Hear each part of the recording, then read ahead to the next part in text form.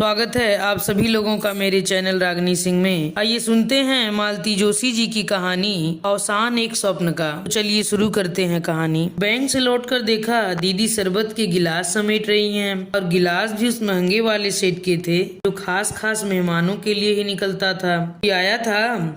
हाँ, दादा भाई आए थे। मैं बेहोश होने की मुद्रा में सोफे पर लुढ़क गई। निहायत संजीदगी से पूछा, दीदी दादा की तबीयत तो ठीक है ना? कभी ठीक से बात करना सीखेगी? सॉरी दीदी, बेअदबी के लिए माफी चाहती। वो क्या है कि यह बात एकदम से हजम नहीं हो रही थी। मैं तो सोचती थी कि भाई साहब इस घर का पता तक भूल गए हैं। वक्त पड़ने पर सब कुछ याद आ जाता है। हाय राम, पर ऐसा बुरा वक्त आन पड़ा है। हाँ, बुरा वक्त ही समझो। हिंदुस्तानी भाषा में लड़की वैसे ही आफत की पुड़िया होती है। फिर जब वो शादी के लायक हो जाती है तो बाप का बुरा वक्त आया ही समझो। यू मीन हमारी छटंकी स्वीटी शादी के लायक हो गई है? I can't believe. किस दुनिया में रहती हो भारती? तुम्हें यह पता नहीं कि स्वीटी 3 साल से एमए करके घर में बैठी है और उसके लिए ताबड़तोड़ लड़के ढूंढे जा रहे हैं। Thanks for the information. यह बताइए कि उन्हें एकाएक हमारी याद कैसे आ गई? देर से सही, शायद उन्हें यह ख्याल आया हो कि पहले घर की इन 2 लड़कियों को निपटा देना चाहिए, फिर अपनी बेटी के बारे में सोचना उचित होगा। माय डियर भारती, क्या तुम उन लोगों से इस तरह की सदा सहायता की आशा कर सकती हो? जहाँ तक मेरा प्रश्न है, मुझे तो उन्होंने कब से लाइन से खारिज कर दिया है, क्योंकि भाभी जिस तिस से कहती फिरती हैं, यह इतनी बड़ी लड़की के लिए कोई जूते थोड़े ही चटकाता है। वह तो अपना दूल्हा खुद ढूंढ लेती है। हाँ, और आप में उतने गट्स नहीं है, और जब तक बड़ी बहन बैठी हुई है, छोटी के लिए तो सोचा ही नहीं जा सकता। How sad. और मैं झूठ मूठ मुंह लटका कर बैठ गई। दीदी बेचारी खुद मेरे लिए चाय बना कर ले आई। ऐ लड़की, अब नाटक बंद, हाथ मुंह धोकर कपड़े बदलो। मैंने चाय का कप हाथ में लेते हुए कहा, दीदी मड़ी गम गलत करने का और कोई उपाय आपके पास नहीं है? जब देखो बस चाय। दीदी ने इस बार मुझ पर एक चपत जड़ दिया और हंसती हुई किचन में चली गई। हम दोनों के बीच एक अलिखित समझौता है। दीदी का कॉलेज सुबह का है, इसलिए सुबह घर मैं देखती हूँ। शाम को मेनू दीदी तय करती हैं। तो बड़ी तन्मयता से सब्जी की डलिया टटोल रही थी, सावित्री को शाम के खाने के निर्देश दे रही थी, और मैं सोच रही थी कि क्या सचमुच उतनी ही निर्लिप्त हैं जितनी ऊपर से दिखाई देती हैं? क्या उनके मन पर जरा भी खरोंच नहीं आई है? जबकि स्वीटी की शादी की बात सुनकर मैं भीतर तक तिलमिला उठी थी। मैं दुखी होने का सिर्फ नाटक नहीं कर रही थी, मन में सचमुच कुछ चुभ रहा था। चाय पीकर मैं नहाने चली गई। नहाने से जी कुछ हल्का हुआ। मेरा पुराना खिलंदड़ापन लौट आया। एक हल्का ढीला सा चोगा पहनकर मैं दीवान पर पसर गई और मैंने कहा, तो आरती जी, आपने यह तो बताया ही नहीं कि परम पूजनी भाता श्री हमारे गरीब खाने पर क्यों तशरीफ लाए थे। हम उनकी क्या मदद कर सकते हैं? वैसे उनकी कृपा से शादी ब्याह के मामले में हम लोग तो एकदम सिफर हैं। उन्हें तो किसी अनुभवी बल्लेबाज से सलाह लेनी चाहिए। फिर देवी जी, भाता श्री को न तो हमारी मदद की जरूरत है न सलाह की। उनका वश चलता तो हमारे पास सीधा शादी का कार्ड ही पहुंचता। तो फिर उनकी बेबसी का कारण क्या है? इस बार जो आईएएस लड़का उन्होंने तलाश किया है, उसकी बहन मेरे कॉलेज में पढ़ाती है। कौन? कुंजलता प्रसाद। तुम नहीं जानती? इसी साल अपॉइंटमेंट हुआ है। पिता रिटायर्ड डिस्ट्रिक्ट जज हैं। कुंजलता के पति भी तिलहन संघ में कोई बड़ी तोप हैं। बड़ी हाई फाई फैमिली है। तो दादा भाई ने सोचा होगा एक जैक और लगा लिया जाए। वे लोग कल लखनऊ से आएंगे। परसों सुबह लड़की देखने का कार्यक्रम है, तो दादा की इच्छा है मैं भी उस समय वहाँ उपस्थित रहूँ। दीदी, इस कुंजबाला का जरा पता तो देना। कुंजबाला नहीं, कुंजलता। उसका पता लेकर क्या करोगी? उसे आगाह कर दूंगी कि अगर अपने माँ बाप की खैर चाहती हो तो यह रिश्ता मत होने देना। उनका बुढ़ापा तो बिगड़ेगा ही, तुम्हारा पीहर भी छिन जाएगा। कैसी बातें करती हो? ठीक ही तो कह रही हूँ। उस धरती में अच्छा बीज कभी पनप ही नहीं सकता। देख बिन्नो, दादा ने चाहा है कि मैं उनकी थोड़ी सी सिफारिश कर दूं। अगर हम वह नहीं कर सकते तो कम से कम चुप तो रह सकते हैं। किसी भी बहन बेटी की शादी में विघ्न डालने से पाप लगता है, जानती हो। फिर यह तो अपनी ही बेटी है, और मित्र को धोखे में रखना पाप नहीं है। कम से कम उसे इतना तो समझा दो कि अपनी अम्मा के गहने समेट कर अपने लाकर में रख ले, नहीं तो उड़न छू हो जाएंगे। Bharti, you are really impossible. मुझे पता था दीदी, मुझे उस कुंज विहारणी का कभी पता नहीं बताएंगी। बता भी देती तो क्या मैं चली जाती? बस वह तो अपना गुबार निकालने का एक प्रयास भर था। सच बड़ा मन होता है कभी कभी कि इन लोगों की असलियत लोगों पर जाहिर की जाए। बड़े सोफिस्टिकेटेड बनते हैं, पर भीतर से क्या है ये हमसे बेहतर कौन जानता है। आज अपने मतलब से बहन की चौखट पर आए हैं, नहीं तो कई बार राखी भाई दूज भी सोने निकल जाते हैं। साल में यही 2 दिन थे जब हम उनके आलीशान बंगले पर जाते थे, पर एक बार हमने भाभी को कहते सुन लिया, लो आ गई देवियाँ चौथ वसूल लें। उस दिन के बाद वहाँ जाना छोड़ दिया। दीदी तो शायद भैया को इस बात का पता भी न लगने देती, पर मैंने फ़ोन पर साफ साफ कह दिया। यह भी जता दिया था कि मन तो हमारे गरीब खाने पर चले आया करें, हम यथाशक्ति यथाभक्ति टीका कर देंगे। अगर न आ सकें तब भी कोई मलाल नहीं है। दुनिया में कईयों के भाई नहीं होते हैं, पर वे भी जी लेती हैं, हम भी जी लेंगे। विडंबना तो यह है कि हमारे एक नहीं 2 भाई हैं। बड़े की ये हाल हैं और छोटा तो सालों से दुबई में जमकर बैठा है। वहाँ से कमा कमा कर ससुराल वालों को भेज रहा है। वे उसके लिए महल तामीर कर रहे हैं, पर जिसने उसे इस लायक बनाया है उसकी सुध लेने के लिए उसके पास फुर्सत नहीं है। दुख तो यही है कि दीदी ने ऐसे नालायक के लिए अपने सारे सुख ताक पर रख दिए, अपना जीवन होम कर दिया। एक ज़माना था जब लोग हमारे परिवार की मिसाल दिया करते थे। लगता है उन्हीं की नज़र लग गई और वे सुहाने दिन सपना होकर रह गए। पापा रेवेन्यू में क्लास 1 ऑफिसर थे, माँ सुघड़ गृहिणी थी। 2 भाई 2 बहन। दादा इंजीनियर बन गए थे, दीदी एमए कर रही थी। गगन को उसी साल बेंगलोर में दाखिला दिलवाया था। मैं शायद 8वीं या 9वीं में थी। दादा भाई के इंजीनियर होते ही रिश्तों की बाढ़ सी आ गई थी। रिश्ते भी ऐसे ऐसे कि मुंह में पानी आ जाए। एक सज्जन तो ज़बरदस्ती लड़की दिखा गए। लड़की क्या थी, सोने का टुकड़ा था। भैया को तो रीझना ही था, माँ पापा भी मना नहीं कर सके। नानी ने दबी जबान से कहा, पहले बड़ी को निपटा लेते, बाद में लड़कों का मन कैसा हो जाएगा कोई कह नहीं सकता। पापा बोले उसकी भी हो जाएगी, पहले एमए तो कर लेने दो, और यहाँ लड़के की परवाह किसे है, अभी तो मैं बैठा हूँ। बेचारे पापा, उन्हें क्या पता था कि उनकी इस गर्वोक्ति को विधाता चुनौती के रूप में ले लेगा। दीदी का रिजल्ट आने को था। भाभी प्रसव के लिए पीहर गई हुई थी। पूरा घर प्रतीक्षारत था, पर एक तीसरी ही खबर ने सबको पत्थर बना दिया। पापा जो हमेशा की तरह हंसते हुए टूर पर गए थे, कभी वापस ही नहीं लौटे। लौटा उनका निश्चेतन शरीर। भाभी को जिंदगी यह मलाल रहा कि ससुर की असामयिक मृत्यु ने उनके पुत्र के जन्मोत्सव का उल्लास छीन लिया था। इस अपराध के लिए उन्होंने पापा को कभी क्षमा नहीं किया। कितने ही वर्षों तक वे उसका जन्मदिन पीहर जाकर मनाती रहीं।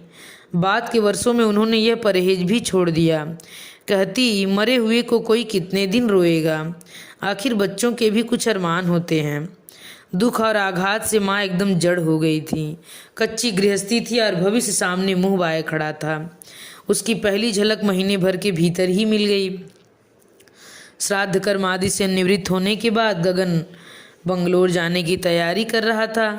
एक दिन खाना खाते उसने पूछ लिया, दादा इस सोमवार का रिजर्वेशन करा लूँ, पढ़ाई का काफ़ी नुकसान हो रहा है। दादा ने एक बार हम सबकी ओर देखा और फिर गला खखार कर बोले, अच्छा हुआ जो तुमने खुद ही यह विषय छेड़ दिया। मैं तुमसे बात करने ही वाला था कि अब यह बेंगलोर वाला प्रोजेक्ट छोड़ दो, यहीं रहकर बीएससी वगैरह कर लो। पापा थे तब बात और थी, पर मैं तुम्हारा बेंगलोर का खर्चा नहीं उठा सकता। हम लोग सकते में आ गए। दादा यह क्या कह रहे हैं, छोटा का कैरियर क्या यूं ही अधर में छोड़ देंगे? और जो 40,000 डोनेशन के दिए हैं उनका क्या होगा? आजकल तो लाखों में बात होती है, पर उन दिनों 40-50 हज़ार में काम हो जाता था। बड़ी देर बाद माँ ने हिम्मत की, बेटा समीर तुम ये कैसी बातें कर रहे हो? आखिर तुम्हें भी तो हमने पढ़ाया था, क्या बिना पैसे खर्च किए ही तुम इंजीनियर बन गए थे? माँ, खर्च तो सबकी पढ़ाई पर होता है, पर यह वाजिब हो तो अच्छा लगता है। मेरे एडमिशन के लिए आपको इतने रुपए नहीं लुटाने पड़े थे। मैं अपनी मेरिट के बल पर ही प्रवेश पा गया था। गगन की जीत पर पापा ने इतना बड़ा जुआ खेला। मैं तो तब भी इसके खिलाफ था, पर उस समय पापा खर्च कर रहे थे। मुझे बोलने का कोई हक नहीं था, पर अब तो यह सब मुझे ही भुगतना है और साफ बात है कि यह मेरे वश का नहीं है। बेचारे, भाभी बोल पड़ी थी, इतनी बड़ी गृहस्थी और कमाने वाले एक अकेले, बेचारे कहाँ तक करेंगे। माँ का चेहरा फक पड़ गया। बहुरानी ने खतरे की पहली घंटी बजा दी थी। गगन भैया का मुंह इतना सा निकल आया था। तब दीदी ने पहल की थी, भैया छोटू की फिक्र मत करो, आज से उसका जिम्मा मैंने लिया। पापा ने मेरी शादी के लिए कुछ रुपए रख छोड़े हैं, आज से मैं उन्हें गगन के नाम पर कर दूंगी। रुपयों के अभाव में मेरी शादी न हो सकी तो कोई बात नहीं, पर उसकी पढ़ाई नहीं रुकनी चाहिए। और भाभी, आज या कल मुझे नौकरी ज़रूर मिल जाएगी, तब मैं भरसक दादा का हाथ बटा सकूंगी। लेकिन मेहरबानी करके मेरी माँ की गृहस्थी को मत कोसिए। दीदी फर्स्ट क्लास एमए थी, मेरिट होल्डर थी। नौकरी मिलने में ज़रा भी दिक्कत नहीं हुई। वेतन भी अच्छा था जिसे वे लाकर दादा के हाथ पर रख देती थी। लेकिन फिर जरा जरा सी बातों के लिए उन्हीं के आगे हाथ पसारना पड़ता। वह खुद तो कुछ नहीं कहते थे, पर जो कुछ भाभी से कहलवाते थे उसे सुनकर कलेजा छलनी हो जाता था। इतने दिनों बाद पता चला कि जिसे हम सोने का टुकड़ा समझकर घर में ले आए थे, वह तो तन मन को राख करने की क्षमता उसमें थी। माँ की पेंशन स्वीकृत होने में 4-6 महीने लग गए। वे दिन बड़े कसाले में कटे।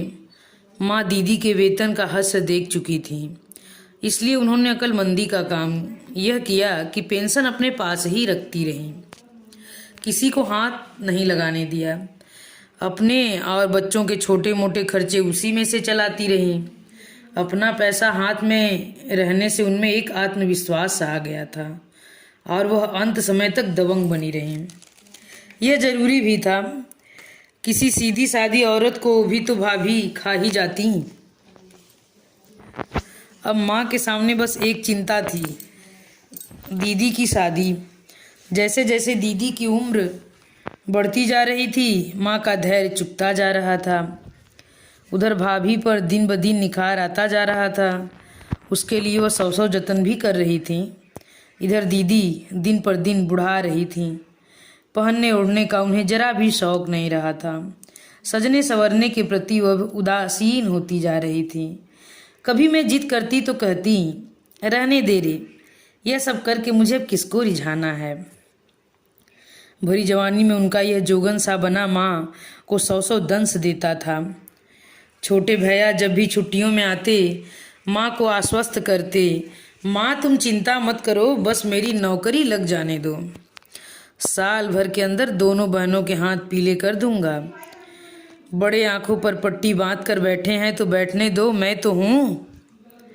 छोटे की बात से माँ को बहुत दिलासा मिलती, पर पढ़ाई थी कि खत्म होती ही नहीं। हर बार 1-2 विषय रह जाते, तब लगता दादा ठीक ही कह रहे थे। लड़के की कुव्वत जाने बिना पापा ने जबरदस्ती उसे यह कोर्स दिलवा दिया। अब न तो छोड़ते बनता, न खर्च पूरा पड़ता है। यथावकाश में बीकॉम कर लिया। एमकॉम करते हुए मैंने बैंक की परीक्षाएं भी दे डाली। एक में सिलेक्शन भी हो गया। तब मैंने माँ से कहा, माँ अब आप दीदी की शादी की फिक्र कीजिए, आगे की नाव मैं खेलूंगी। माँ ने दादा से बात की तो दादा बोले, शादी कोई हंसी खेल है जो आपके कहते ही हो जाएगी, हाथ में कुछ होना भी चाहिए कि नहीं। मोटी हुंडी के बिना तो लड़के वाले चौखट पर झांकने भी नहीं देते। माँ ने अपने सारे गहने निकाल कर दादा के हाथ पर रख दिए। इन्हें चाहे बेच दो या गिरवी रख दो, पर अब आरती की शादी हो जानी चाहिए। माँ के गहने जो एक बार भैया के लाकर में गए तो दोबारा नजर नहीं आए। शहर से दूर भैया का आलीशान बंगला जरूर बनता रहा। माँ की बरसी के दिन ही उसका उद्घाटन किया गया। नाम दिया था मातृछाया।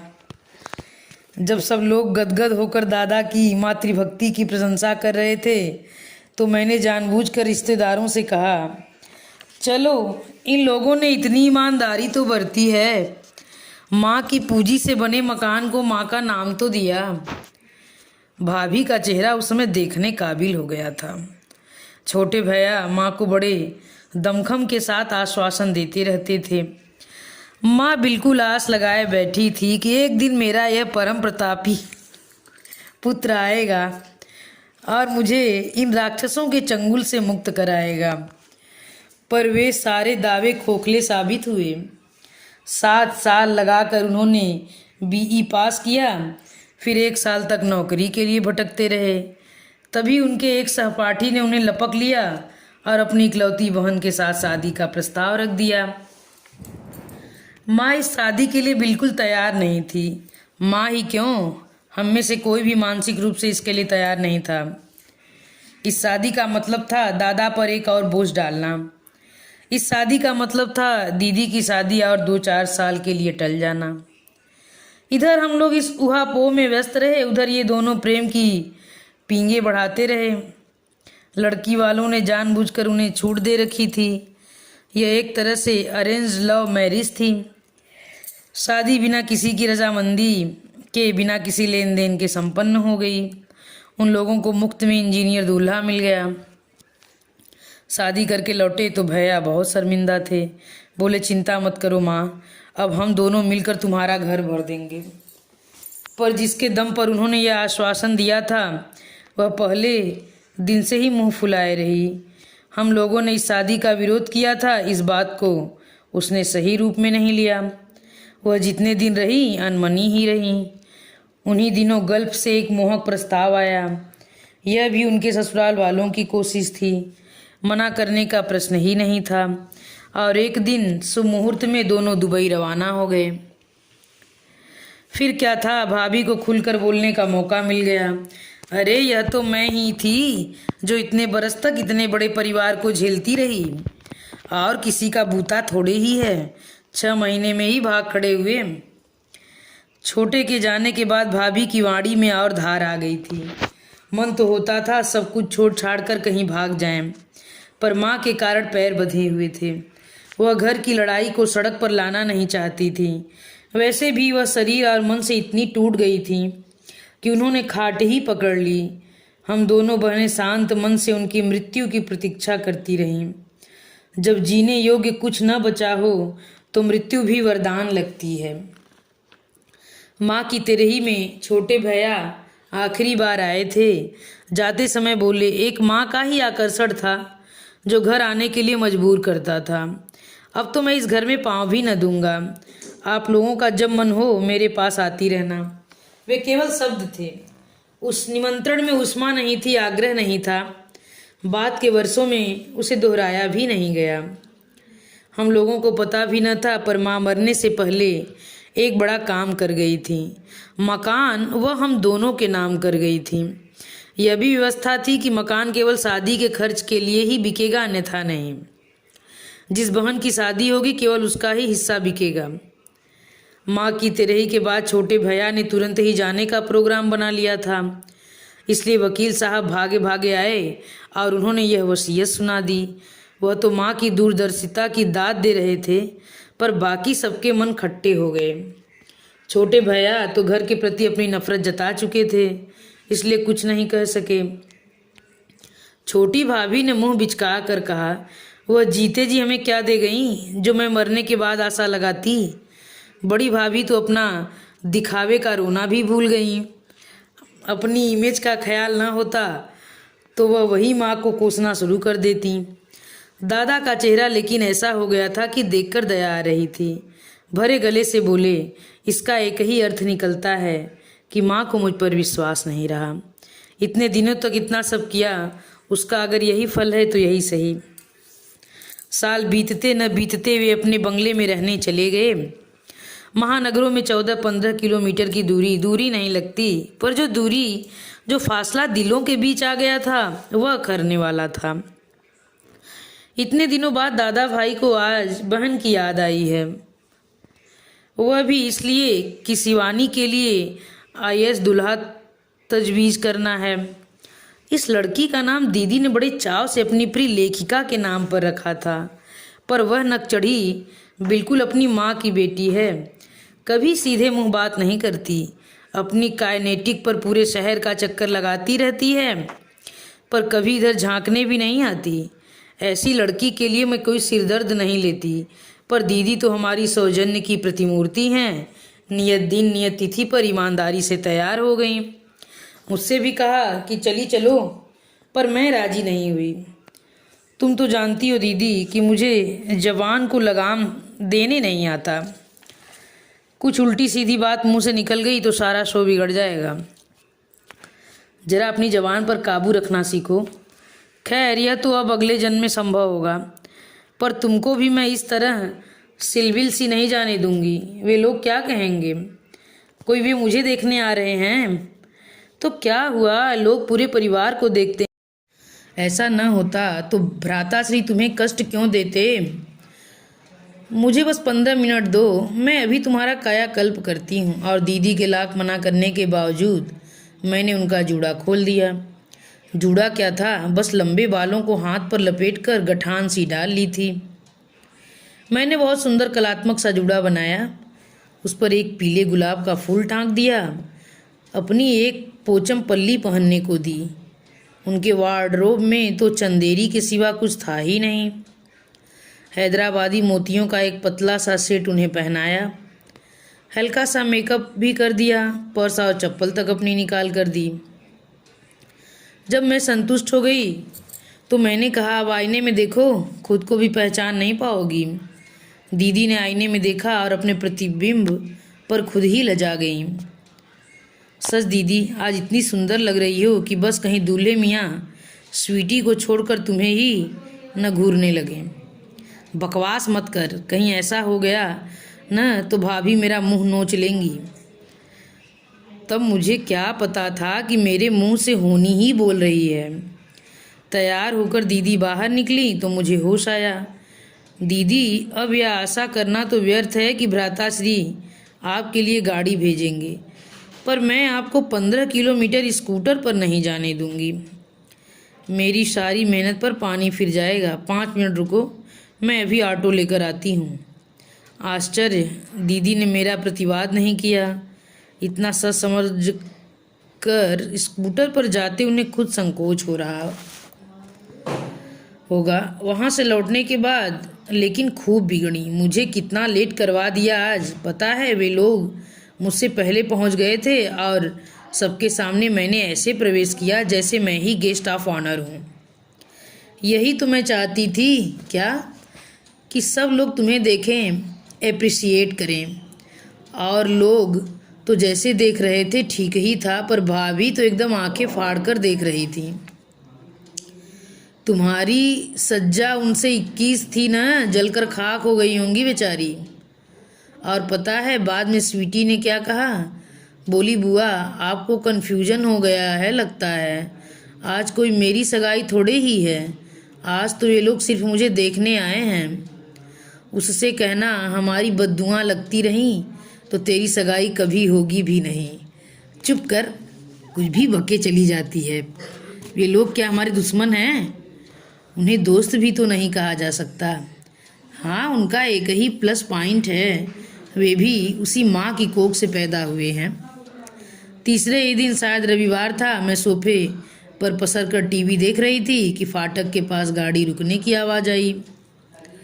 खिड़की से झांक कर देखा, भाई और भाभी पधार रहे हैं। लगता है स्वीटी की शादी तय हो गई है, तभी तो भाभी भी साथ आई हैं, नहीं तो वह इस घर का रास्ता ही भूल गई हैं। मैंने भरसक प्रसन्न मुद्रा में दोनों का स्वागत किया। मैंने खूब घूर घूर कर देखा, पर उन लोगों के हाथ में मिठाई का कोई पैकेट नज़र नहीं आया। भाभी पर इतना गुस्सा आया, कंजूस कहीं की। अरे जरा मुंह मीठा करवा देती तो क्या खजाने में कोई कमी आ जाती। दोनों मातमी सूरत बनाकर घर में घुसे और मुंह लटका कर सोफे पर बैठ गए। दीदी अभी अभी नहा कर निकली थी और पीछे आंगन में बाल सुखा रही थी। मैंने कहा, आरती जी, आरती का थाल सजाकर बाहर लाइए, लक्ष्मी नारायण आए हैं। मतलब दादा भाभी आए हैं। अरे वाह! दीदी का चेहरा खुशी से चमक उठा। गीले बालों को तौलिए में लपेटकर वह बाहर जाने को उद्यत हुई, फिर रुककर बोली, आज सावित्री की छुट्टी है, चाय बना दोगी प्लीज? मन तो नहीं है, पर तुम कहती हो तो बना दूंगी, मैंने मुंह बनाकर कहा। दीदी आश्वस्त होकर बाहर चली गईं। 10 मिनट बाद जब मैं चाय लेकर बाहर गई तो देखा कमरे में सन्नाटा पसरा हुआ है और तीनों अपनी अपनी कुर्सियों में सिर झुकाकर बैठे हुए हैं। मेरी कुछ समझ नहीं आया, पर चुप रहना भी मेरी फितरत में नहीं है, इसलिए चाय लगाते हुए मैंने कह ही दिया, लगे हाथ आपको बधाई दे दूं। बधाई अपनी दीदी को दो, उन्हें तो खैर दूंगी ही, उन्हीं की सिफारिश से काम बना है, पर बधाई के असली हकदार तो आप हैं। वैसे हम सब एक दूसरे का अभिनंदन कर सकते हैं, इस पीढ़ी की यह पहली शादी होगी ना? नहीं, अभी तो पिछली पीढ़ी का ही हिसाब चल रहा है। अरे वाह, मैं तो सोच रही थी कि वह खाता बंद हो गया है, फाइल क्लोज्ड। भारती थोड़ी देर चुप रहोगी? दीदी मुझसे इस स्वर में बोलेंगी, मैंने कभी सोचा भी न था। अपमान से मेरे तो आंसू निकल आए। ये लोग सामने न होते तो मैं रो देती। कमरे में एक असहज मौन छा गया था। बड़ी देर बाद दादा ने ही उसे तोड़ा। बोले, उन लोगों ने अपने एक तलाकशुदा भाई के लिए आरती का हाथ मांगा है। तलाकशुदा शब्द सुनकर मुझे तो जैसे आग लग गई। दीदी की परवाह न करते हुए मैंने कसैले स्वर में कहा, अरे वाह, यह तो बड़ा ही शुभ समाचार है। फिर आप लोगों के चेहरे इतने उदास क्यों हैं? उन लोगों ने स्वीटी को रिजेक्ट कर दिया है, दादा डूबती सी आवाज़ में बोले। ओह सो सैड, कोई वजह तो बताई होगी। वजह अपनी दीदी से पूछो। भाभी एकदम फट पड़ी। आपका मतलब है दीदी की वजह से शादी टूटी है? इम्पॉसिबल। दीदी के दुश्मन भी उन पर इस तरह का इल्ज़ाम नहीं लगा सकते। यही तो मैं भी कह रही हूँ, दीदी रुआसे स्वर में बोली। I am very sorry about sweetie, पर मुझे पता तो चले कि मेरा कसूर क्या है। अब इतनी भोली भी मत बनो आरती, तुम्हें मिसेज प्रसाद के लंदन पलट चाचा के बारे में सब कुछ मालूम था, तभी तो पूरी तैयारी के साथ वहाँ पहुँची थी। मैं अपनी मर्जी से नहीं गई थी भाभी, दादा खुद आकर निमंत्रण दे गए थे और तुमने उस निमंत्रण का पूरा लाभ उठाया। ऐसे बन संवर कर पहुँची थी जैसे वे लोग तुम्हें ही देखने आए हों। अरे इतना ही शौक था तो हमसे कहती, हम तुम्हारे लिए अलग से प्रोग्राम अरेंज कर देते, पर इस तरह स्वीटी के भविष्य से खिलवाड़ करने की क्या ज़रूरत थी? दीदी ने असहाय भाव से मेरी ओर देखा, समझ गई कि यह बमबारी झेलना उनके वश का नहीं है। फौरन भाभी की सुपरफास्ट को बीच में रोक लिया। 1 मिनट भाभी, प्लीज़ मुझे इतना बता दीजिए कि दीदी ने स्वीटी के भविष्य के साथ क्या खिलवाड़ किया है। मेरी समझ में यह नहीं आ रहा कि दीदी चाहे जितना बन संवर लें, उसे स्वीटी को क्या खतरा हो सकता है। बहुत से बहुत यह शिवानी की चचिया सास बन जाती, पर यह तो कोई खौफ खाने वाली बात नहीं है। उनके जैसी निरी सास तो दुनिया में ढूंढे नहीं मिलेगी। खैर आपको एक बात बता दूं, उस दिन दीदी को मैंने ही तैयार किया था। यह तो हमेशा की तरह सिलबिल सी चली जा रही थी। मैंने ही कहा कि दादा की प्रेस्टीज का सवाल है, वहाँ बड़े बड़े लोग आएंगे, तुम ऐसे लस्टम पस्टम चली जाओगी तो क्या इम्प्रेशन पड़ेगा। अरे इम्प्रेशन तो खूब उसने जमाया था। पॉलिटिक्स, लिटरेचर, म्यूजिक, स्पोर्ट्स, कोई विषय हो, हर विषय पर अपना ज्ञान बघारती रहीं, धुआंधार बोलती रहीं। स्वीटी को तो मुंह खोलने का मौका ही नहीं दिया। मुझे तो हंसी आ गई। स्वीटी बेचारी मुंह खोलती भी तो क्या बोलती। Michael Jackson, Alia Chinoy, Sidney Sheldon और बोल्ड एंड ब्यूटीफुल के आगे तो उसकी दुनिया ही नहीं है। उसे आईएएस लड़के ने जरूर उसकी औकात परख ली होगी, तभी तो। पर प्रकट रूप में मैंने अत्यंत गंभीर स्वर में कहा, भाभी आपसे यही कहना चाहती थी कि दीदी के पास अपनी ग्रेस है, गरिमा है, प्रतिभा है। दूसरों को इम्प्रेस करने के लिए वह किसी साज श्रृंगार की मोहताज नहीं है। वैसे भी इस उम्र में रूप सज्जा कोई मायने नहीं रखती। वह तो मेरी जिद थी जो उन्होंने पूरी की। दोष अगर देना है तो मुझे दीजिए। भाभी कुछ नहीं बोली, मुंह फुलाए बैठी रहीं। कमरे में फिर एक चुप्पी पसर गई। कुछ देर बाद मेरा तो दम घुटने लगा। सोचा कि इस बैठक का अब समापन ही कर देना चाहिए, इसलिए बड़े ही नाटकीय अंदाज में कहा, स्वीटी के लिए सचमुच बड़ा दुख हो रहा है। Better luck next time. हो सकता है उसके भाग्य में इससे भी अच्छा दूल्हा हो, पर इस समय आपकी जो मन स्थिति है उसे समझ सकती हूँ। पर इसके बावजूद आप यह संदेश देने यहाँ तक आए, सचमुच ये आपका बड़प्पन है। भाभी एकदम भड़क गई। हम कोई संदेश वंदेश देने नहीं आए हैं, समझी? ऐसे महात्मा नहीं हैं हम तो सिर्फ यह बताने के लिए आए हैं कि तुम लोगों ने हमारे साथ कितनी घटिया हरकत की है। और यह भी कह देते हैं कि कल के गए अगर शादी करो तो हमें कन्यादान का न्योता मत देना, हम नहीं आएंगे। भाभी प्लीज़ जरा मेरी बात। तुम चुप रहो दीदी, हर बात पर क्षमा याचना की मुद्रा में खड़े होने की ज़रूरत नहीं है। इस बार मैंने दीदी को डपट दिया और फिर भाभी से मुखातिब हुई। हाँ, तो किस दान की बात कर रही थी आप? दीदी को कोई आलू बैगन है कि उन्होंने मांगा और आपने उठाकर दे दिया? वैसे भी आपको कन्यादान का हक कहाँ पहुँचता है? यह अधिकार तो उसका होता है जो कन्या का पालन पोषण करता है। कम से कम आप लोग तो इसका दावा नहीं कर सकते। सुना आपने? इतने दिनों तक जो किया है उसका यह फल मिल रहा है। इतने दिनों तक आपने क्या किया है, इसका लेखा जोखा अकेले में अपने आप से मांगिएगा। कम से कम अपने आप से तो आप झूठ नहीं बोल पाएंगी। Enough of it. भाभी एकदम उठकर खड़ी हो गई। उनके साथ दादा भी उठ गए। इतनी देर बाद एहसास हुआ कि दादा कब से चुप बैठे हुए हैं। इस गर्मा गर्म बहस में उन्होंने जरा भी हिस्सा नहीं लिया। समझ गई कि दादा आज अपनी मर्जी से नहीं आए हैं। अपनी भड़ास निकालने के लिए भाभी उन्हें यहाँ खींच कर लेकर आई हैं। भाभी तो दंदनाती हुई बाहर निकलकर गाड़ी के पास खड़ी हो गई थी। दादा जूतों के तमसे बांधने के बहाने थोड़ी देर रुके रहे। जाते हुए अस्फुट स्वर में जैसे अपने आप से बोले, शिवानी बहुत नर्वस हो गई है, so has taken it very badly. हम सभी इस रिश्ते से बहुत आस लगाए थे। उन लोगों के जाते ही मुझ पर जैसे हंसी का दौरा पड़ गया। दीदी ने कोई 4-5 बार डांट लगाई होगी, तब जाकर मेरा दिमाग दुरुस्त हुआ। दीदी अब आया हूँ पहाड़ तले।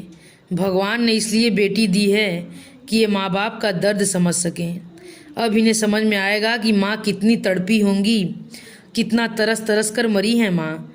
उनकी आत्मा का श्राप इन्हें जरूर लगेगा, देखना। चुप कर, अब एक भी शब्द बोली तो ठीक नहीं होगा। बत्तीसी है कि आफत, जो कहती है वही सच होता है। वो इसलिए दीदी कि मैं जो कहती हूँ सच्चे मन से कहती हूँ, मेरी अंतरात्मा से वह आवाज़ निकलती है। अब उस दिन तुम्हें तैयार करते हुए मैंने सोचा था, बस कर, अब उसकी याद भी मत दिला। सोच कर भी शर्म आ रही है। आज तक किसी से इतनी कड़वी बातें नहीं सुनी थी। तुम्हारी कृपा से आज वह भी सुन ली। उन बातों पर मत जाओ दीदी, वे तो अपनी भड़ास निकाल रही थी। किसी का गुस्सा किसी पर उतार रही थी। तुम ही तो बता रही थी कि स्वीटी के लिए 3 साल से दूल्हा ढूंढा जा रहा है। फिर इतने दिन बाद क्यों नहीं बनी? तब तो तुम बीच में नहीं थी ना। पर अब यह बेकार का बवाल हो गया, हमेशा के लिए संबंध खराब हो गए। पहले कौन से अच्छे थे? फिर भी भारती, उस दिन थोड़ी अति ही हो गई। मुझे ही थोड़ा अकल से काम लेना था, बेकार तुम्हारी बातों में आ गई। नहीं दीदी, जो कुछ हुआ बिल्कुल ठीक हुआ। ये लोग जो तुम्हें खारिज कर बैठे हैं, तो मैं भ्राताश्री को दिखा देना चाहती थी कि तुम्हारी शादी की उम्र अभी भी बीती नहीं है। You can still get proposals. What A proposals? दीदी ने कहा और चाय के बर्तन समेट कर भीतर चली गई। What A proposals? दीदी का यह रिमार्क उनकी नाराज़गी व्यक्त कर रहा था। ये तो पहली बार दादा के मुंह से तलाकशुदा शब्द सुनकर मुझे भी ताव आ गया था। पर अब मैं बैठकर ठंडे दिमाग से सोचती हूँ तो लगता है इसमें गलत क्या है। इस उम्र में दीदी को कुंवारा पति तो मिलने से रहा, फिर परिस्थितियों से समझौता करने में क्या हर्ज है। इतनी समझदार हैं दीदी, फिर इतनी सीधी सी बात को क्यों नहीं समझती? ऐसा नहीं है कि दीदी के लिए अच्छे प्रस्ताव आए ही नहीं, बहुत आए थे। दादा की उदासीनता के बावजूद आए थे। कई लोगों ने तो व्यक्तिगत रूप से पेशकश की थी, पर दीदी ने किसी को लिफ्ट नहीं दी। उनके सामने एक ही समस्या थी, मैं, जो अब भी बरकरार है। मेरा प्रण है कि मैं दीदी से पहले शादी नहीं करूंगी, और दीदी यह ठान कर बैठी हैं कि पहले मुझे विदा करेंगी। लगता है इस पहले आप वाले चक्कर में हम दोनों का बुढ़ापा आ जाएगा। उसकी कल्पना से ही मेरी रूह कांप उठती है। खाना खाते समय बहुत अनमनी सी हो रही थी। दीदी के पैनी नज़रों से यह बात भले कैसे छिपती। बोली, बेबी क्या बात है? कुछ भी तो नहीं, फिर खाना क्यों नहीं खा रही हो? खा तो रही हूँ। क्या खा रही हो? बस घंटे भर से दाल में चम्मच घुमाए जा रही हो। तुम तो यह भी बता नहीं पाओगी कि आज सब्जी क्या बनी है, क्योंकि अभी तुमने थाली की ओर झांका भी नहीं है। सॉरी दीदी, मैंने हार मान ली। दरअसल आज मेरा मूड बहुत ऑफ हो रहा है। क्यों? मुझे उन लोगों पर रश्क आ रहा है जो दूसरी शादी के लिए तैयार खड़े हैं, और घर वाले उनके लिए भी रिश्ते ढूंढ रहे हैं। काश हमारे भी सिर पर कोई होता। ये तुमसे किसने कह दिया कि तुम्हारा कोई सरपरस्त नहीं है? अभी तो मैं बैठी हूँ, तुम हाँ तो करो, रिश्तों की लाइन लगा दूंगी। ऐसी शादी करूंगी कि लोग बरसों तक याद रखेंगे। पर तुम तो हाथ ही नहीं धरने देती। नहीं मैडम, आपको अकेले छोड़कर जाने का तो सवाल ही नहीं उठता। इसीलिए सोचती हूँ पहले आपका कोई ठिकाना हो जाए। वैसे आज का प्रपोजल भी कोई बुरा नहीं है। इस प्रपोजल के बारे में तुम क्या जानती हो? यही कि डायोर्सी है, पर इससे क्या फ़र्क पड़ता है? जानती हो, उसके 2 बेटियां हैं जिन्हें हमेशा के लिए बीवी के पास छोड़ आया है। ये तो और भी अच्छा है, बच्चों का कोई झंझट नहीं है। वो अपनी अच्छी खासी नौकरी छोड़कर आ गया है और अब यहाँ हाथ पांव मार रहा है। तो क्या हुआ, उसकी नौकरी के बिना तुम कौन सी दाल रोटी के लिए मोहताज हो जाओगी? तुम खुद उसे जिंदगी भर बैठा कर खिला सकती हो। भारती दीदी ने बेहद गंभीर स्वर में कहा, मैं इतने दिनों तक क्या इसलिए अनब्याही बैठी रही कि कोई हारा हुआ टूटा हुआ आदमी मेरी चौखट पर आ जाए और मैं उसे बाहों में भर लूं, फिर जिंदगी भर उसके जख्म सहलाती रहूं। दीदी का यह भारी भरकम वक्तव्य सुनकर थोड़ी देर को तो मैं सकते में आ गई।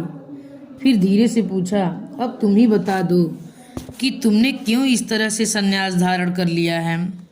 वो इसलिए कि मैंने माँ को वचन दिया था कि सदा तुम्हारे साथ रहूंगी, तुम्हें कभी अकेला नहीं छोड़ूंगी। माय गॉड, इसका मतलब तो यह हुआ कि कल को अगर गलती से मेरी शादी हो गई तो तुम ससुराल तक मेरे साथ जाओगी ना बाबा? यह नहीं चलेगा। इससे तो अच्छा है तुम स्वीटी की चचिया सास बन जाओ, वहाँ जाकर लड़की की सिफारिश कर देना। दादा भाभी जिंदगी भर के लिए तुम्हारा गुलाम बन जाएंगे। मैंने तो यह बात मजाक में कही थी, पर दीदी एकाएक गंभीर हो गई। बोली, दादा शायद ऐसे ही किसी इरादे से यहाँ आए थे, पर भाभी की बदजबानी ने सारी बात बिगाड़ दी। देखा नहीं जाते समय कैसे भावुक हो गए थे। उस प्रसंग की याद में दीदी भी भावुक हो उठी। अब वह दाल के चम्मच घुमा रही थी और मैं उन्हें अपलक देखे जा रही थी। मुझे लगा कि हम दोनों सदियों से इसी तरह मेज पर बैठकर खाना खा रही हैं। हमारे बाल सन की तरह सफ़ेद हो गए हैं, मुंह में दांतों का नया सेट लगा हुआ है, हड्डियों का हर जोड़ चरमरा उठा है।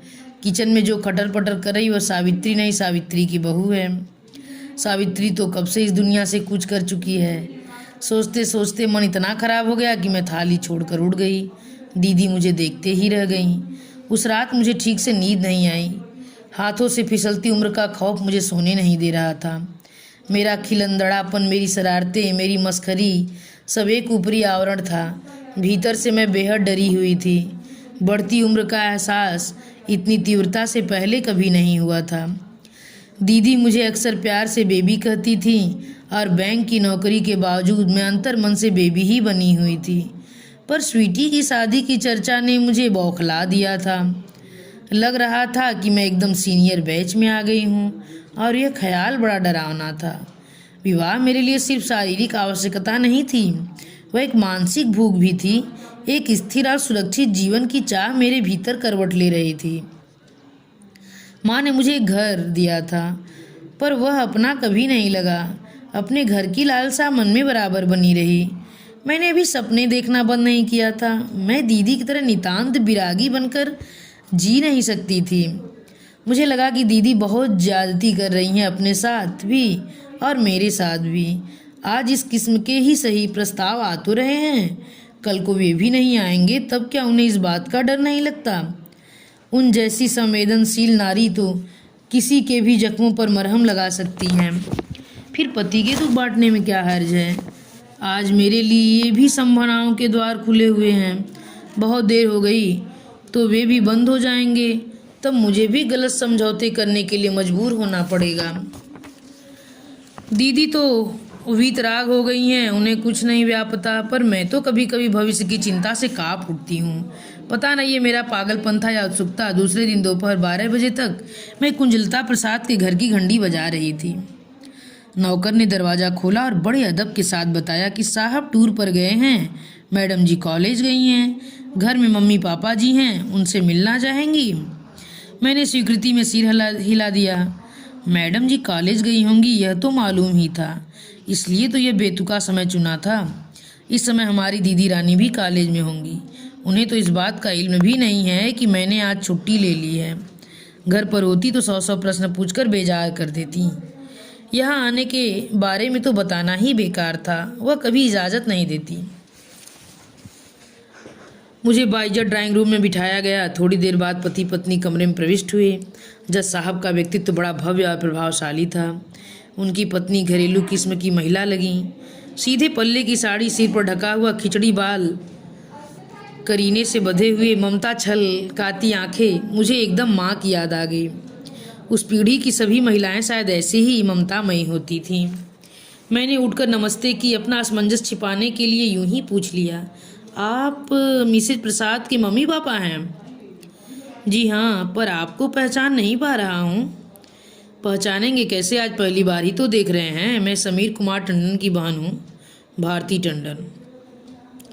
पिछले दिनों आप उनकी बिटिया को देखने गए थे। ओहो, तो आप भारती की छोटी बहन हैं, तभी चेहरा पहचाना सा लग रहा था। जी, चेहरे पर मत जाइए, मैं दीदी की तरह शांत और सुशील नहीं हूँ, थोड़ी मुंहफट हूँ। बोलिए। दरअसल मैं आपसे लड़ने आई हूँ। लड़िए। मैंने देखा उनकी आंखें शरारतन हंस रही थी, मतलब वो मुझे बिल्कुल भी सीरियसली नहीं ले रहे थे। उनके इस रवैये से मेरा सारा आवेश ठंडा हुआ जा रहा था। कितना कुछ सोच कर आई थी, पर अब कुछ भी याद नहीं आ रहा था। आप कुछ कहना चाहती थी ना? जज साहब, मैंने हिम्मत बटोर कर कहा, आप तो इतने विद्वान व्यक्ति हैं, आपसे तो ऐसी उम्मीद न थी। कैसी? मतलब आपने तो लड़कियों को बिल्कुल सब्जी मार्केट में ही तब्दील कर दिया कि गोभी नहीं चाहिए आलू दे दो, कद्दू नहीं चाहिए लौकी पकड़ा दो। यह तो कोई बात नहीं हुई। आपको जो लड़की दिखाई गई थी उसी देखिए, पसंद आ गई तो ठीक है, वरना छुट्टी कीजिए। यह क्या बात हुई कि हमें बेटी नहीं चाहिए, बहन दे दीजिए? तो इसलिए आप नाराज हैं? तो आप यह बताइए कि इस समय आप किसकी पैरवी कर रही हैं, बहन की या बेटी की? यह मजाक की बात नहीं है सर। पता है आपकी इस पेशकश ने भाई बहन के बीच कितनी बड़ी दरार पैदा कर दी है। मैं उसके लिए माफ़ी चाहता हूँ। देखिए, लड़के की पसंद नापसंद को तो हमारा बस नहीं था। आपकी बहन हम लोगों को बहुत अच्छी लगी, इसलिए मांग ली। यही ना? अरे, आपके मांगने से ही हो जाएगा क्या? हमारी भी तो कोई पसंद नापसंद हो सकती है। बिल्कुल हो सकती है, होनी ही चाहिए। इसलिए तो हमने फ़ोन करके अपने भाई को आपके बुलवा लिया है। अपनी दीदी की ओर से आप मुआयना कर लीजिए। और उन्होंने भीतर की ओर से मुंह करके भारी भरकम स्वर में आवाज़ दी, सनातन आया भाई साहब। दूर किसी कमरे से उत्तर आया। मैं एकदम सकपका गई। इस प्रसंग के लिए मैं बिल्कुल तैयार नहीं थी। मैं तो सिर्फ यह देखने आई थी कि इस प्रस्ताव में कितना दम है। क्या सचमुच ये लोग इतने सीरियस हैं? कमरे में जो व्यक्ति प्रविष्ट हुआ उसका व्यक्तित्व जज साहब की तरह भारी भरकम नहीं था। वह लंबा गोरा और छरहरा था, बाल घुंघराले थे और सुनहरे फ्रेम के भीतर से झांकती आंखें सम्मोहक थी। कुल मिलाकर वह व्यक्ति अपनी उम्र को मुगालता सा देता लगा। अरे भाई, बिटिया के लिए कुछ चाय वाय तो मंगवाओ। जज साहब ने पत्नी को आदेश दिया और फिर मुझसे मुखातिब होते हुए बोले, my younger brother Sanatan UK में था, अब रिटायरमेंट लेकर स्वदेश लौटा है। वहाँ तो सुना है कि रिटायरमेंट एज 65 है। फिर आप? आई एम 48, उन्होंने तपाक से उत्तर दिया। मैंने वॉलेंटियरी रिटायरमेंट ले लिया है।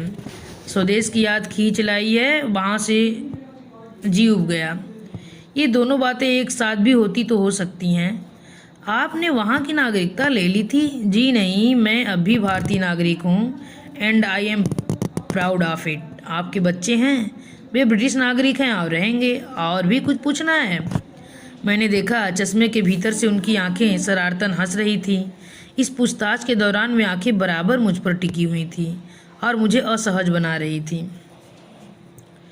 इजाज़त हो तो मैं भी कुछ पूछ लूँ, मसलन आपका नाम? ओह शारी, जज साहब एकदम बोल पड़े। मैंने इनका परिचय देना तो भूल ही गया। यह मिस टंडन हैं, क्या करती हैं? यह तो मुझे नहीं मालूम। हम लोग सुबोध के लिए इनके भाई की बेटी को देखने गए थे। सुबोध को तो बिटिया पसंद नहीं आई। जज साहब की पत्नी चाय लगवा कर ले आई थी, पर हमें उसकी बुआ बहुत भा गई। बुआ से मतलब मेरी दीदी से है, कृपया किसी गलतफहमी में न रहें। मैंने सनातन को सचेत किया।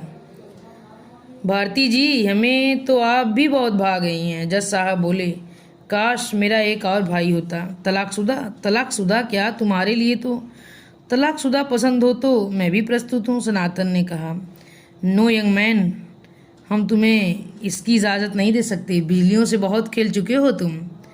अब तुम्हें एक शांत सौम्य सुशील पत्नी की ज़रूरत है और हमने वैसी ही लड़की ढूंढ ली है। सबसे बड़ी बात तो यह है कि वह खुद भी मोहभंग का दुख झेल चुकी हैं, तो तुम्हारी पीड़ा को अच्छी तरह समझ सकेगी। यह आप किस मोहभंग की बात कर रहे हैं? मैंने हैरत से पूछा। आपके भाई साहब से ही मालूम हुआ था। क्या? यही कि कोई एक अफेयर था जो परवान नहीं चढ़ सका। तब से वे जोगन बन गई हैं। शादी का नाम तक लेने से उन्हें चिढ़ होती है। दुख और आवेश से मेरा चेहरा एकदम लाल हो गया, होठ थरथरा उठे। जज साहब ने जरूर इसे लक्ष्य किया होगा। बोले, क्या मैं कुछ गलत कह गया हूँ? I am really sorry but. नहीं, आप गलत क्यों कहेंगे? गलत तो उन्होंने कहा जो दीदी के अविवाहित रहने के लिए जिम्मेदार हैं। अपनी गलती छिपाने के लिए उन्होंने ये कहानी कर ली है। यह घर की बात थी, घर में रह जाती तो अच्छा था, पर दीदी के बारे में ऐसा कुप्रचार हो और मैं चुप रह जाऊं, यह तो नहीं हो सकता। तो सुन लीजिए, दीदी शादी नहीं कर सकी क्योंकि छोटे भाई की पढ़ाई बाकी थी और बड़े भाई ने साफ इनकार कर दिया था। वह अनब्याही रह गई क्योंकि घर में बूढ़ी माँ बीमार थी और उन्हें देखने वाला कोई नहीं था। वह अविवाहित रह गई क्योंकि मेरी परवरिश करनी थी, और सबसे बड़ी बात यह है कि उनकी शादी के लिए आज तक किसी ने पहल नहीं किया और खुद अपना दूल्हा ढूंढने के संस्कार हमारे परिवार में नहीं थे, इसलिए उनकी शादी नहीं हो सकी। बात करते करते मेरा गला भर आया था। मैं एकदम उठ खड़ी हुई। अच्छा, अब मुझे इजाज़त देंगे? Thanks for the time you gave me. अरे बिटिया, चाय तो पीती जाओ, जज साहब की पत्नी बोली। गृहिणियों को हमेशा मेहमानों को खिलाने पिलाने की ही पड़ी रहती है और बातों से उन्हें कोई सारोकार नहीं होता। पर जज साहब मेरी बात समझ रहे थे। दोनों भाई मेरे साथ ही उठ खड़े हुए और मुझे छोड़ने बाहर तक आए। पोर्च में एक नीली मारुति खड़ी हुई थी। डॉक्टर सनातन ने उसका दरवाज़ा खोलते हुए कहा, let me have the pleasure. No thanks, मैं ऑटो कर लूँगी। चली जाओ बेटी, इसी बहाने यह भी तुम्हारा घर है, तुम्हारी दीदी को देख लेंगे। जज साहब बोले, अब कोई चारा ही नहीं था। चुपचाप जाकर गाड़ी में बैठ गई। अपनी सनी न लाने का बेहद पछतावा हो रहा था। दरअसल सनी पर बैठकर घर ढूंढना मुझे बेहद उबाऊ लग रहा था। ऑटो रिक्शा में यह सुविधा रहती है कि पूछताछ का काम ड्राइवर कर लेते हैं। काफ़ी देर तक मैं गुमसुम बैठी रही। जब मुझे होश आया तो देखा गाड़ी शहर के पश्चिमी छोर पर चली जा रही है। हम लोग कहाँ जा रहे हैं? मैंने घबरा कर पूछा। मुझे क्या मालूम कहाँ जा रहे हैं? जब तक आप अपने घर का अता पता नहीं बताएंगी मैं इसी तरह निरुद्देश्य घूमता रहूँगा। मैं झेप गई।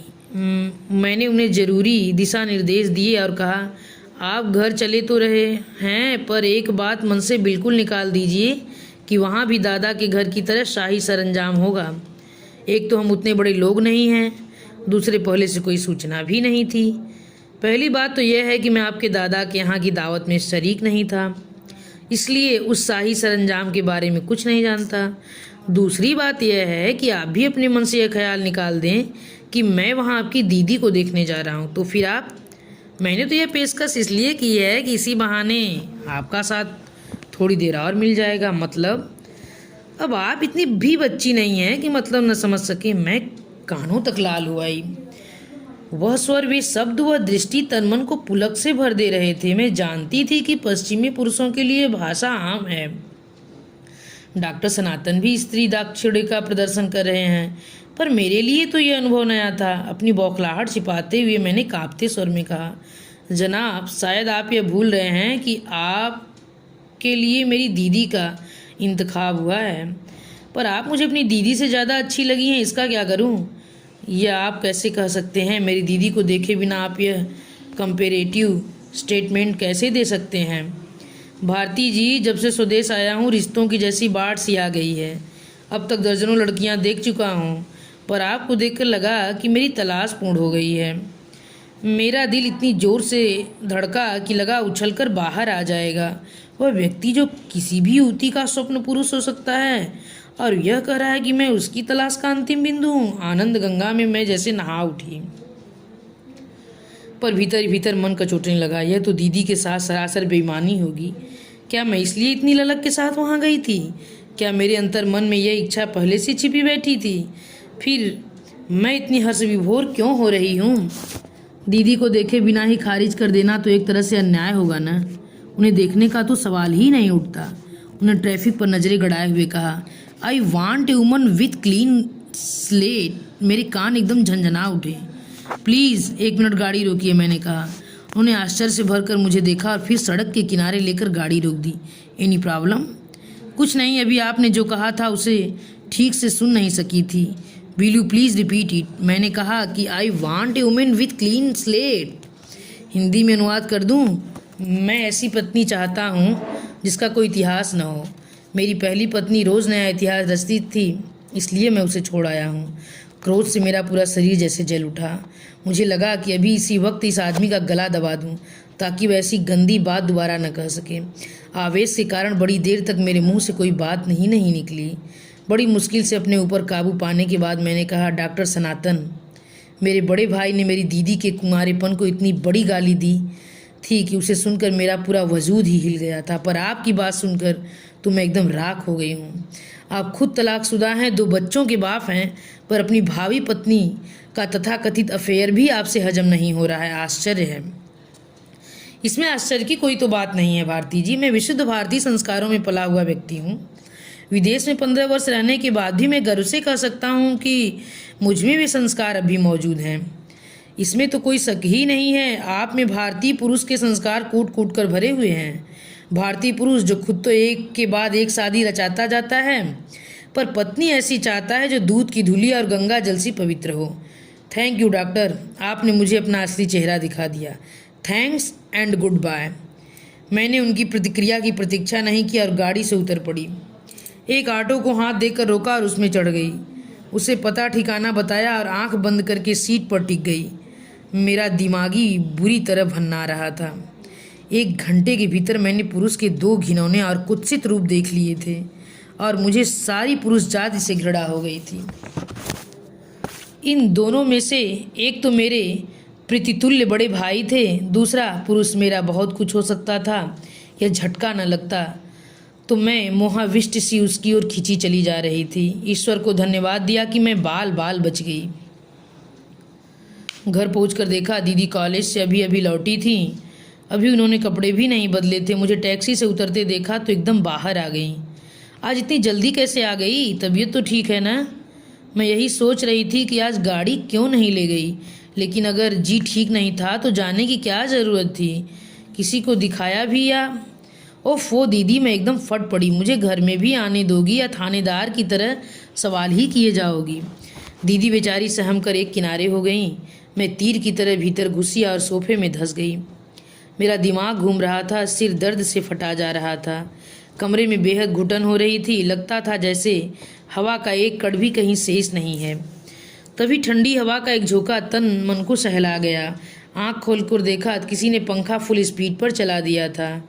इतनी सोच और समझ दीदी के सिवा और किसके पास हो सकती थी? 10 मिनट बाद सेंटर टेबल पर एक गिलास आ गया था। उसमें तैरते बर्फ के टुकड़े देखकर ही मन में ठंडक पड़ गई। गिलास उठाकर मैं एक सांस में पूरा ही गटक गई। उसे पीते ही मैं तरोताजा हो आई। मन अब जरा संपर आने लगा था। आते ही सोफे पर निढाल होकर पड़ गई थी। अब उठकर बैठ गई। किसी ने मेरे हाथ से गिलास लेकर मेज पर रख दिया था, और कौन होता, दीदी ही थी। मेरा मुंह ठिकाने पर आया देखकर वह मेरे पास आकर बैठ गई थी और मेरे बालों में उंगलियां पिरोते हुए बोली, अब बता किससे लड़कर आई है? दीदी तो पूरी जासूस हैं, उनसे कुछ भी छिपाना असंभव है। फिर भी मैंने मुंह बनाकर कहा, क्या मतलब? मैं क्या जिस तीस से लड़ती ही रहती हूँ? तो बताओ कहाँ गई थी, क्या करने गई थी? तुम्हारा रिश्ता तय करने गई थी। आई सी, तो फिर बात जमी नहीं, यही न, इसलिए लड़कर आई हो न? उनसे भला क्यों लड़ूंगी? लड़ाई तो मुझे भगवान से करनी है। हाय राम, उस बेचारे ने क्या बिगाड़ा है? अरे इतनी बड़ी दुनिया में एक भी पुरुष ऐसा नहीं बनाया जो तुम्हारी ऊंचाई को छू सके। सबके सब बौने हैं, यह भी कोई बात हुई? सो सैड, दीदी ने मेरी नकल उतारते हुए कहा। देख लिया न बेबी, बेटी ब्याहना कितनी टेढ़ी खीर है, बरसों जूते चटखाने पड़ते हैं, और तुम हो कि एक ही दिन में पस्त हो गई और मेरे गाल में चुटकी भरकर वह हंस दी। वही दुधिया चांदनी सी स्वच्छ उज्ज्वल हंसी जो देखने वालों को बरबस बांध लेती है। इस भुवन मोहिनी हंसी पर तो मैं सैकड़ों सनातन वार कर सकती हूँ। धन्यवाद। इसी के साथ ये कहानी समाप्त होती है। अगर ये कहानी आप लोगों को पसंद आई तो कृपया मेरे चैनल को सब्सक्राइब और लाइक करना मत भूलिएगा।